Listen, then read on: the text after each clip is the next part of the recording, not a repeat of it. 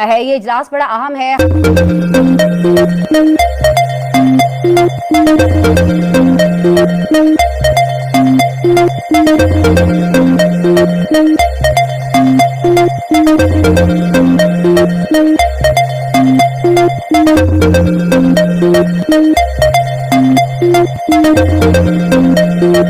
लेकिन उनका जो एजेंडा है इट्स क्वाइट बिजी, मतलब वो 45 घंटे गुजारेंगे वहां पर, जिसमें 3 सेशंस वो अटेंड करेंगे।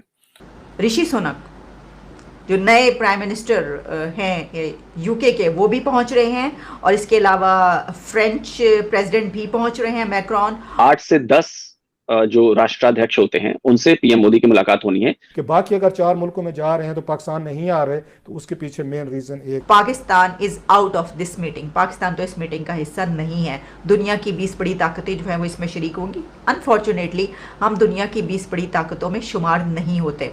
यही वो फॉरेन पॉलिसी है जिस फॉरेन पॉलिसी की सजा हमें निकालने के उसमें मिली। क्योंकि ऋषि सुनक वो पहली उनकी ये इस तरीके से मीटिंग होगी, तो हम ये देखेंगे कि वहां पर एक बड़ा इवेंट वो फर्स्ट टाइम अटेंड करने जा रहे हैं। मैं समझती हूँ कि उनकी एक मीटिंग तो मैं देख रही हूँ कि इंडिया के पीएम मोदी के साथ होगी।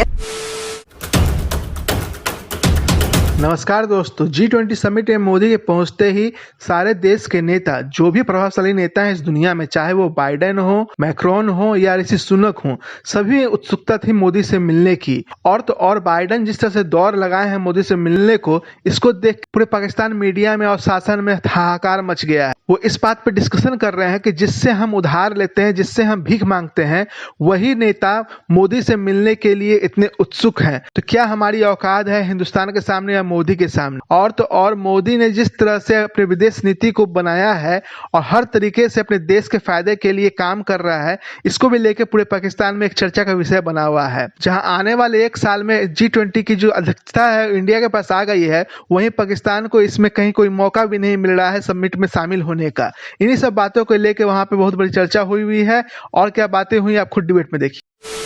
है इट्स क्वाइट बिजी, मतलब वो 45 घंटे गुजारेंगे वहां पर, जिसमें 3 सेशंस वो अटेंड करेंगे। It is very interesting. The sessions he is attending I don't think are the same sessions जो बाइडेन अटेंड कर रहे हैं, एक्सेप्ट फॉर द शेड, जैसा कि जॉइंट लंच है, जॉइंट डिनर है, वो सब जो कल ही सारे के सारे कल होने वाले हैं।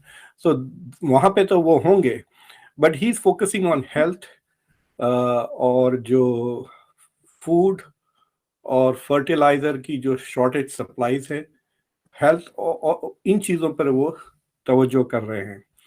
सो इंडिया का जो एजेंडा है जो सेट होने वाला है G20 के लिए, it is also focused on the issues that he will be addressing in this meeting. तो मुझे लगता है कि India is going to go, India जो G20 का एजेंडा सेट करेगा, it is going to be very non controversial. समझ रहे हैं, बिल्कुल नॉन कॉन्ट्रोवर्शियल। एक बात जो फॉरेन मिनिस्टर जयशंकर ने कहा कि India is going to seek to give voice to the global south, ये बहुत इंपॉर्टेंट है।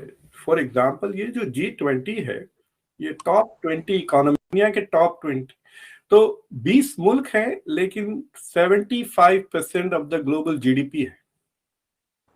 समझ गया? तो it is a very useful club. छोटा ग्रुप होने के वजह से डिसीजन मेकिंग, पॉलिसी मेकिंग आसान हो जाती है, और because they have so much cloud कि दूसरे कंट्रीज को कोई चॉइस नहीं है।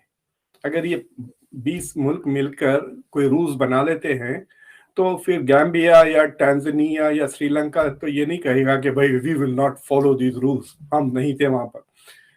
They can't say that. तो इंडिया इज सेइंग कि ये मुल्क जो वहां पे नहीं है, हम उनको we will give them voice. समझे? सो फॉर एग्जांपल, मेरे ख्याल से G20 में सिर्फ 3 मुस्लिम दुनिया के मुल्क आते हैं 55-57 में से, Indonesia, Turkey, Saudi Arabia, I don't know Iran है या नहीं, depends on which GDP। I don't think Iran is coming for this G20। तो बाकी के मुल्क क्या कहेंगे?